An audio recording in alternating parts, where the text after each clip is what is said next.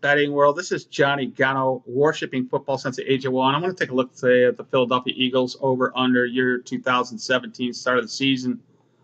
This particular site has it at 8 games. It doesn't surprise me, really. I personally think they're going to do a little bit better than that. I think they're going to be like a 9-7. I did study them up here quite a bit here. Strength of schedule 10th. They got a tough division. I mean, take a look at this division. You're arguably the best division in NFL football in the NFC East.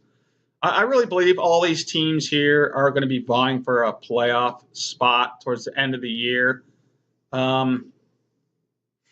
There's pretty tough defenses here. New York, tough defense. Philly, tough defense. Cowboys are going to show they have a tough defense. I think it has a lot to do with their power running game and wearing on that clock on the offensive side of the ball, sustaining possession.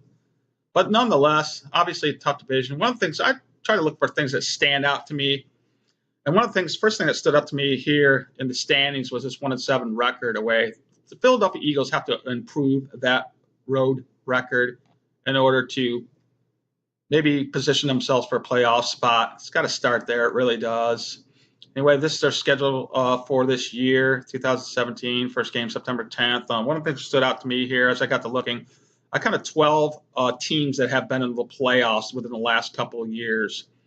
Obviously, you can just see here. I mean, there's just a lot of good teams in the NFL nowadays, but I mean, you just see as you go down this list, they got a couple good teams, and who knows what Carolina's going to do. We can see if they can bounce back. I didn't even count that one, but really, they by all rights, they should be a good team. Hopefully, Cam Newton will get his act together and worry about winning some football games rather than what he's going to do in the end zone, what kind of dance he's going to do. But anyway, here's what stood out to me in the 2016 season with Philly is the close games lost. They would have those 6 games they lost by a touchdown or less, and they did not win any close games by a touchdown or less.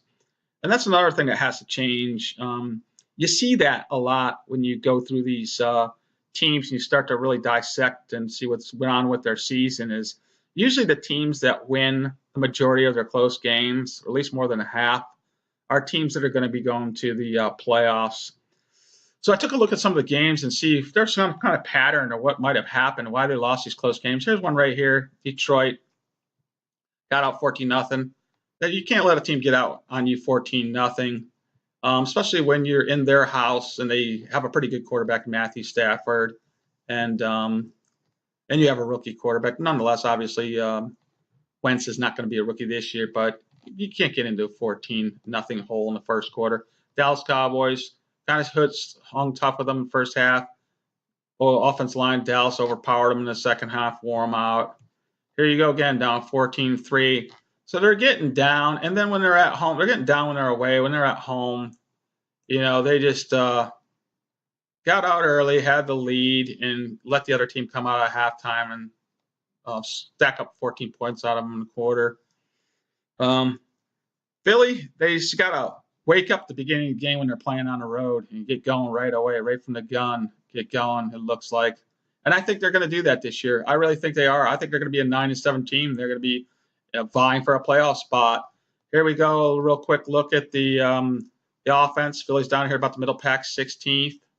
Defense is up here. They're hoping to improve this defense right here, which is 12th last year. This is points scored upon.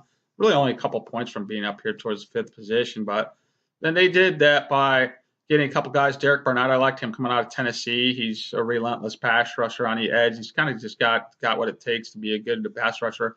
I don't know if I like this pick right here. This running back right here is kind of he's kind of a smaller type of running back, size of Sproles. Not sure why they would have got him unless this is Sproles' replacement. But they did do some overhauling at the receiver position, so I think they're going to get better offensively. They did see if I have the page up here with the they got rid of Jordan Matthews and of course Green Beckham was pretty much a clown anyway.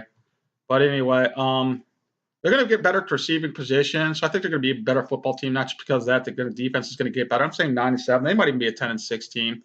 Anyway, I want to mention this. It's for anybody looking for free picks. I want to mention the site right here. It's sportsbookbonusguy.com.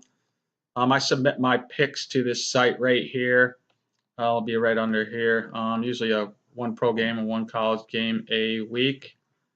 And again, it's sportsbookbonusguide.com. There, they do have some sportsbooks on here. Check for the legalities in your area.